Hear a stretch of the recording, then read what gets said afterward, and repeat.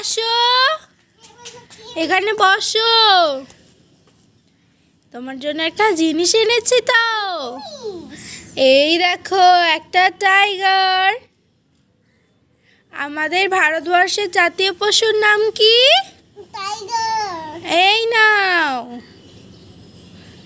পছন্দ হয়েছে? হ্যাঁ, খুব সুন্দর হয়েছে।